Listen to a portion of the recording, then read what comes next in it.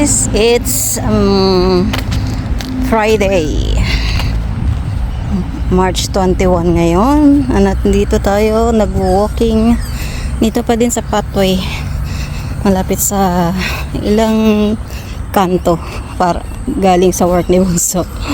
So yan, hiningal na ako. Naka ilang minutes na ba ako maglakad? 10 minutes. So ito, hindi ako na-diretso dito ngayon lang kasi nakita ko yung nasasalubong ko lagi na may mga dogs. Yan, so galing sila dito. Sabi niya, abot ka dun hanggang dun sa dulo, sabi niya. Ayun, ay ang paligid. Tapos yun yung main road sa gilid.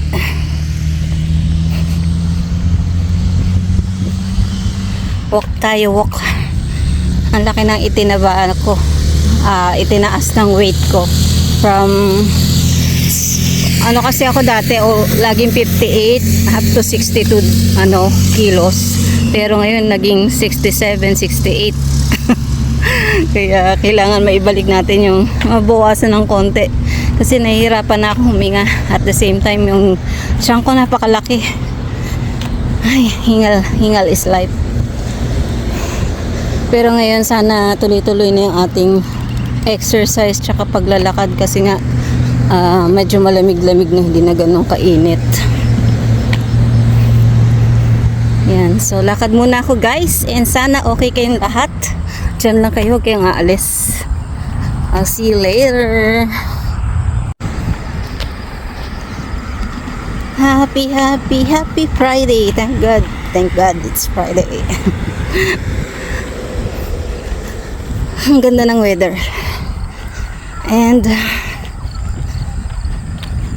mamaya yung araw-araw nating routine, same na lang pa araw-araw. Pag wala ka talagang ginagawa, paulit-ulit lang bilang driver, YP and housewife. Ayan, paligid. Ito yung kanal nila, may tubig na kasi nga umuulan lately, kaya ayan, nagkaroon na rin ng mga yung maliliit na isda. Ako kung saan galing yan, minsan iba yata butete. Frogs, tadpoles.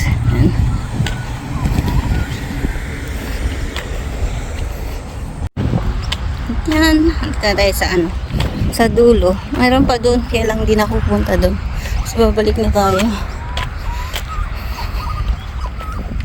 Diba? Taniman to. Wala pa silang tanim. Lalakad din.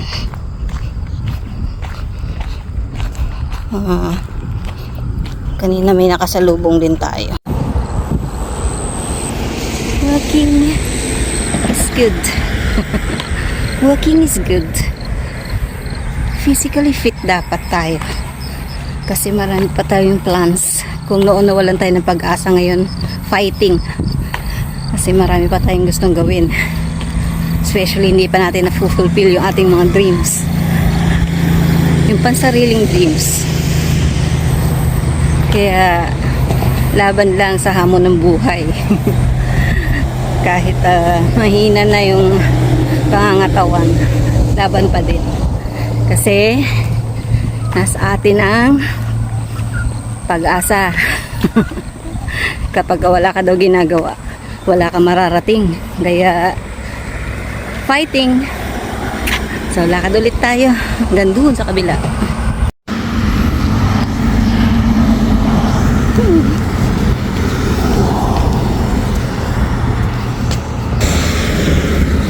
Not a time. Mga sasakyan.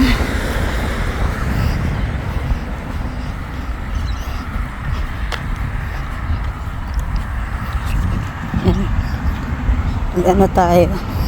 Siguro sa pang-laps. Pagdating natin doon, balik tayo ulit. Actually, masakit yung heel ko. Yung dulo ng talampakan ko sa kaliwa. Sobrang sakit. Tapos, di ba nag-try ako ng OptiSlim? Actually, twice ko na siyang trinay. Ito pangalawa na to, ang try ko. And yun nga, sumasakit yung tiyan ko. Hindi siya yung para bang nababatak yung dito sa may tiyan. Masakit. So, in-stop ko siya. Kaya, balik lang tayo sa natural diet. Mag after 6 na lang ako. Kaya, yun naman kasi talaga yung nakasanayan ko dati, yung after 6. Kaya, hindi ako ganun kataba nung nasa Pilipinas ako. Pero, ngayon, sarap kumain eh. Kahit namimiss ko yung mga luto ng luto sa Pinas, yung mga nabibili sa kanto-kanto. Kaya puro nakaka-bloated yung kinakain natin dito. Kaya yan, lumaki tayo ng gusto. Pero hopefully makabalik tayo sa ating kahit hindi na 58, kahit 60 kilos na lang.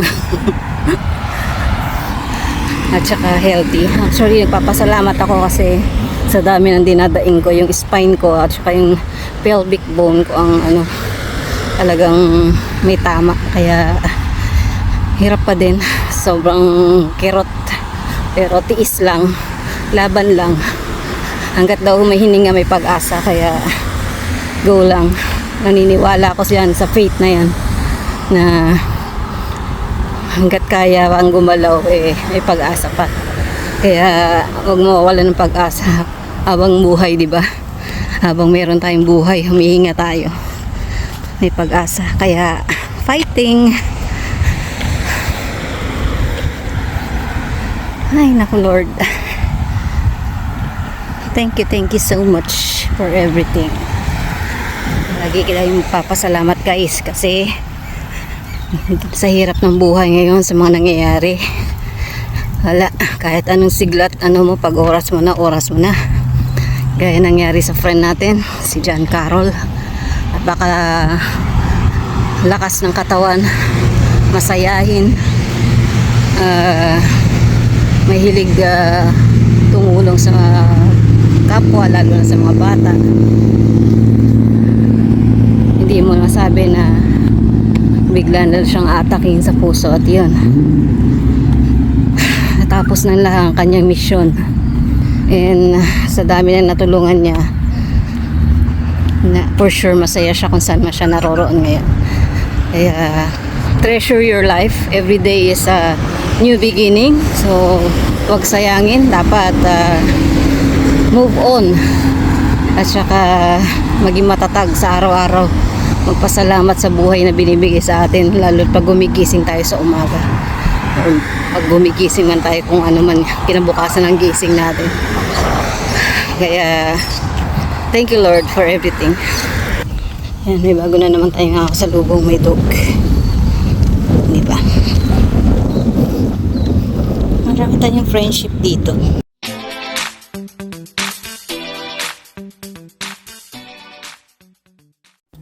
Hi guys, another day. It's a Saturday. It's a March 22. Dito ako sa work ni Bunso. Meron silang cleaning today. So, nag-start sila ng 6 o'clock. 6:21 pa lang. Hindi na sana ako uuwi kasi alam ko mabilis lang sila matatapos. Kaya, sabi ko, stay na lang ako dito or somewhere. Mamaya-maya, alis ako. Naantok ako. Antok na antok pa ako. After niyang sa work, pupunta kami ng Coles, mamimili kami. So, abangan nyo na lang kung ano yung mga gagawin namin later. Pala kong mahiga muna dito kasi antok na antok talaga ako. Nabitin yung tulog ko. Ilang hours lang. 3 hours lang ata tulog ko. So, I'll get back to you later guys. Mukha ng bruhan lola niya. Suklay-suklay lang yan. Nag-shower lang ako kanina. Hindi na ako nagbasa ng hair. So, I have my coffee here. Nagko-coffee na ako. Pero grabe yung mata ko, antok na antok. I'll get back to you guys. Ayan ang kalagayan ko ngayon. Dito ako sa backseat. Nakahiga. Inaantok talaga ako. Mahihiga muna ako dito. Habang gigisingin na lang ako ni Jenica mamaya. Pag nakatulog talaga ako. So, see you later. Dito na ako sa Hinkler, guys, kasi naihi ako. Kailangan ko mag-toilet. Ayan. So, mamaya baka dito na rin kami mag-grocery kasi dadaan kami ng Asian. May mga kailangan kaming bilhin doon. Tapos, dito ako sa High Cup. Bumili ako ng chocolate pearl milk tea. Hindi ko binilan si Bunso kasi dadaan din kami dito mamaya. Baka mamaya. Hindi, matagal pa siyang lumabas. Malalaps lang yung milk tea niya. Kaya mamaya na lang siya. Ako na lang muna. Ito yung bagong bukas, Elite Supplements. Tapos yung house na to, lagi yung naka-sale. 80% off na sila ngayon. Pero wala tayong pambili. Tsaka punong-puno na yung mga gamit ko sa kitchen. Hindi ko naman nagagamit. Hindi naman ako nagluluto. Puro pagkain lang ni Habi niluluto ko. So pag nag-cleaner ako, ganyan. Sana nga makapag-apply ako ng ganyan. Ewan ko lang kung kakayanin ko. Kasi hindi naman ako maarte. Kaya ko naman. Nag-work naman ako sa caravan. Kaya lang yun, dahil nga nag-change kami ng mga beddings, yun, doon ako nahirapan kasi kailangan mo umakyat pag double deck, kailangan mo umakyat sa taas, nahirapan ako mag-ayos at saka mabigat yung mga kutsyon. So hindi ko siya basta-basta mabubuhat para palitan, kaya nag-resign ako doon. And good thing yun nga, nakapasok ako sa shoeing, kaso umigay naman yung katawan ko, kaya kailangan ko rin mag-resign. So hopefully ang bala ko makapag-work is by next year kasi mag-iipon na nga ako dahil marami na tayong nararamdaman para just in case meron tayong gamit na pera. So ito na yung order ko. Ayan, chocolate pearl milk tea. Maganda na yung lagayan nila ngayon. So upo muna ako saglit lang muna, tapos na tayo, punta na tayo sa work ni Bunso kasi parang maiihi pa ako ulit Tapos bumili ako napunta nga ako sa Kmart, bumili ako ng Mickey Mouse t-shirt. $15.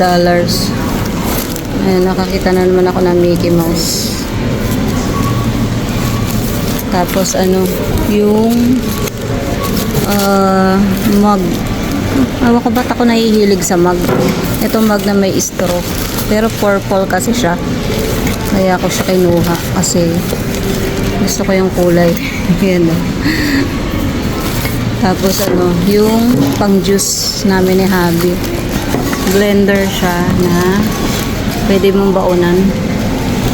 So magagamit ko rin yan just in case. So inumin ko lang to and then magsi-CR, then alis na ako. See you later. Dito na si Bunso. Ayan na grabe init. Dito na kami sa Coles. Bili kami ng grocery namin pang 2 linggo na. Kasi galante si Bunso ngayon, kaya sulitin natin.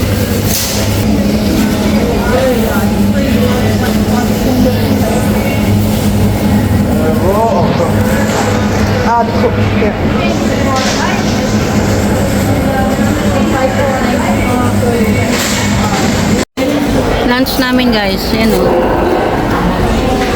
2 pieces chicken tenders, tsaka may tinapay, may fries, may gravy, tsaka tubig.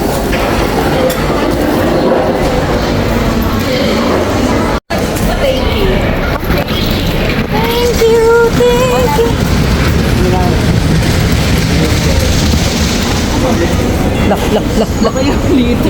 Mahulog ko dyan. Hi guys, bahay na kami. Medyo init, grabe init ngayon. 34 degrees. Pawis na pawis ako pagdating namin. So wala nang pagkain yung pusa. Maglalaban na ako ng uniform ni Bunso. So hanggang doon na lang yung vlog natin. Medyo mahaba-haba na to kasi 2 days to. 2 days vlog. So I'll see you again on my next vlog. Thank you for watching. Don't forget to hit the like and comment below. Bye!